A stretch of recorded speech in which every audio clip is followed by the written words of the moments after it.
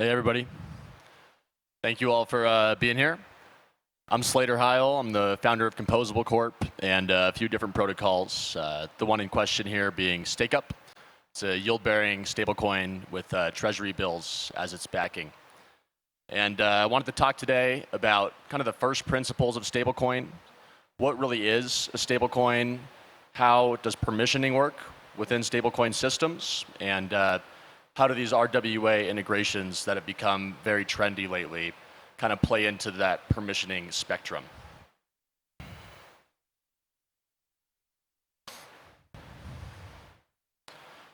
So what really is a stablecoin?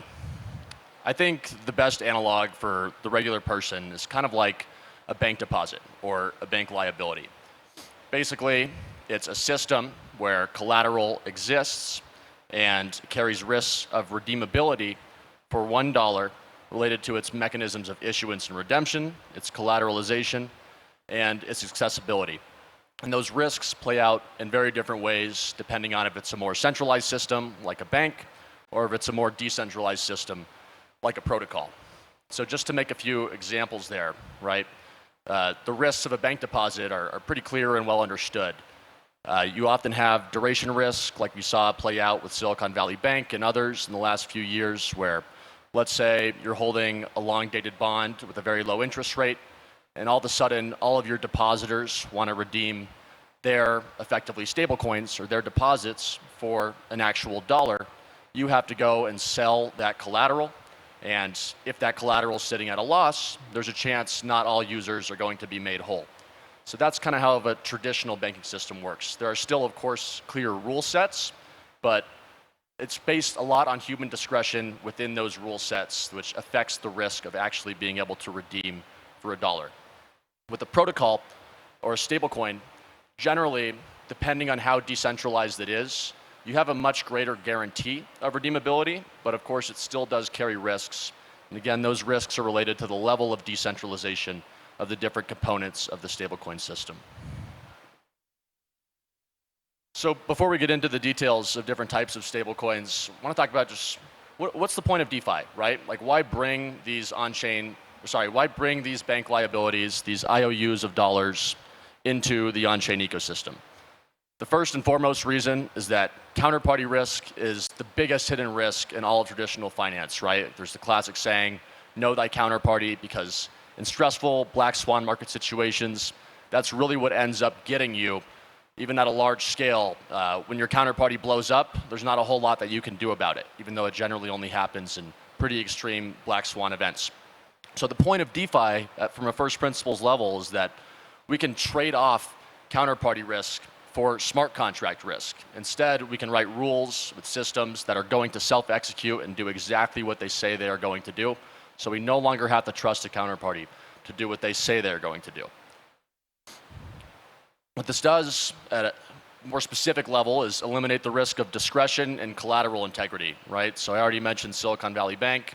They were holding a bunch of long-dated bonds at 1%. Interest rates went up to 5%. All of a sudden, they're sitting on massive losses. And none of the depositors can really know that, right? Like, without complete transparency about the backing of any specific bank. And really, how can you expect the average person to understand that, right? The average depositor to understand that. And the last piece is you can now enable universal accessibility, right? So once you have a stablecoin on chain, anyone, anywhere that can access the network that it's on can access the stablecoin, rather than having to go through the arduous KYC and identity verification processes that you need to have, as well as regulations that you need to have in a banking system. So there's a lot of value in bringing these things on chain.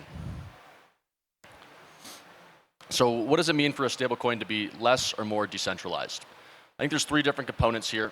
The first is its mechanism of issuance and redemption, right? So in the example of Tether, the largest stablecoin, you have a pretty simple issuance and redemption mechanism, but it's not really decentralized, right? Where you have to have a Tether account, it's kind of a Web 2 system, you have some fee baked in there, and they have an internal system that matches up the collateral with the redemption. Now, of course, the actual issuance of the USDT is decentralized. It's an ERC20. It's true of every stablecoin, but the system of issuance and redemption is centralized. A different side of that is like liquidity, right? Where it's completely decentralized. You put in one token and you get out the stablecoin no matter what. Then, of course, there's decentralization of access, which I kind of just spoke about. Whether or not you have to go through KYC constraints to access the stablecoin is a pretty big differentiator, and that's one of the things that's starting to happen more and more with these RWA stablecoins. Last but not least, probably the most important piece is the decentralization of collateralization of the system, right? So there's a few different kind of models you can have here, which we'll get into more as we go, but this is by far the most important because humans can lie, right? So the point of this all is eliminating the risk of humans lying, instead making smart contracts that always do what they say they're going to do. Here's kind of a nice spectrum of the most important stablecoins in my view and their levels of decentralization from liquidity down to the kind of RWA stablecoins at the end. If I had to give a level, 1 through 3, of the levels of decentralization, the first would be fully decentralized and autonomous, absolutely no governance. And no governance is very important, right? Because even if your governance is decentralized, people can still vote for the wrong outcome that's going to have a negative impact on the system. The second is governance-operated parameters and discretion of collateral, but smart contract issuance. So this is something like MakerDAO, where it is all decentralized in a widely distributed governance mechanism. However, there still can make the wrong decision, as I mentioned. But once those decisions are made, the actual issuance is completely done by smart contracts. It's guaranteed to do what it says it's going to do. The third is fully centralized and permissioned. USDC, USDT fit in this bucket, as well as the ones that have a little bit more of a layer of permissioning, like Athena's USDE, USDM from Mountain Protocol, and USDY from Ondo.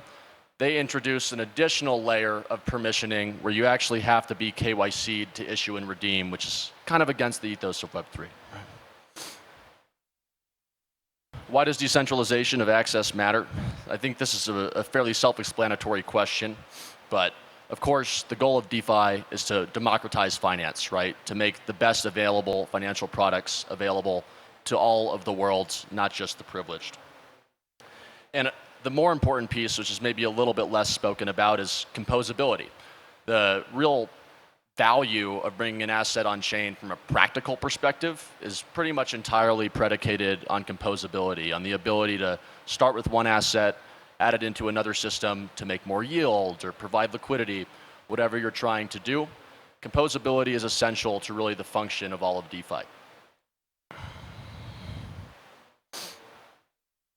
However, the issuance and redemption decentralization is probably the most important part, because if you have a centralized issuance and redemption process, regulatory concerns could, for example, lead to a total loss for a holder, right? Like maybe Tether, for example, were to get enforced on and their treasuries seized. In that black swan scenario, all of a sudden the millions of people around the world holding Tether could be subject to losses.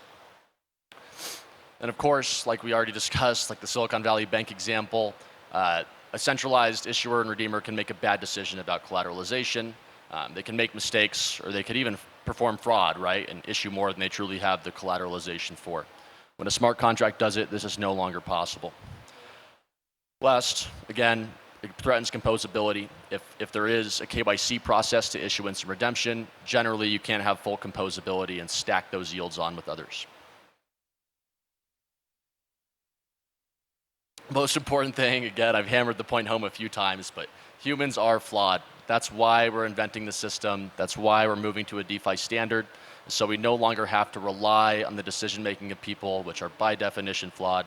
Instead, we can guarantee we get the right output from our inputs using smart contracts. So the big trend of the year so far has been yield-bearing stablecoins. And the reason I wanted to give this talk is because I think there's fair reason to be concerned about the decentralization trade-offs that occur for most yield-bearing stablecoin models. The trend, however, is very positive, right? The ethos of Web3 is to share value with your users as much as possible. So seeing people or seeing stablecoin issuers go from a model of hoarding all the yield from the backing collateral to now sharing that yield with their users is overall a very positive trend. However, the trade-off is centralization in a lot of cases, as well as KYC constraints. And so KYC constraints, period, are I think generally against the ethos of Web3, but more important from the composability perspective, if your token has a whitelisted, permissioned transferring system, it just can't be compatible with DeFi, because DeFi is permissionless by nature. Not only are DAOs not going to want to take the risk of adding on a KYC potential security asset into their permissionless protocol, it often might not even be possible if your asset can only be transferred within a whitelisted system.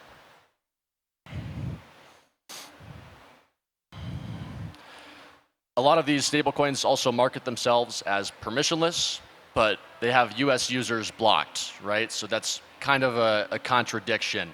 There are some somewhat clever regulatory arbitrages happening where the layer one, the first issuer of the stablecoin that's actually interacting with the customer, or sorry, with the issuer, is KYC'd, and then permissionless transfer is enabled thereafter. And this is kind of a clever way to get around KYC constraints, but the problem is that other protocols that are fully composable and permissionless are still not going to be able to integrate those assets, because now they're taking the risk of sharing those assets with the US users, which are not supposed to be able to access them. So this is not a long-term solution. Like I said, if you're not truly permissionless, you're going to limit yourself on DeFi integrations. Maybe you'll get a few different partners to integrate here and there, but if you're transferring regulatory risk to the partners that are integrating your products, it's not going to be a good long-term solution. And then, of course, even if you are starting to share more and more of the value of the collateral backing of a stablecoin with your users, as long as you have a centralized entity in existence behind the issuance process, you're still going to be extracting some level of value, right? So as long as you're not a full DAO, full token operated protocol, if you have a centralized issuer somewhere in the process that's taking fees, it's still value extractive, which is going to make it difficult to compete with RWAs on a net-net yield basis.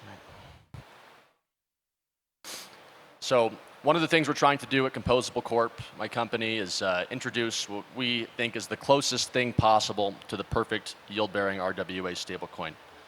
The first piece, of course, is decentralization on all the strata we mentioned. The second piece is yield-bearing with negligible economic risk. So in my view, this means only pulling interest from the risk-free rate. The third piece is 100% value sharing with its users, no value extraction from any centralized entity. And the fourth piece is regulatory compliance and non-security status. You can learn more about how StakeUp does this on our X account, which is kind of posted there. And that's it. I think I'm a little short on time, but yeah, thank you guys for coming and listening to my talk.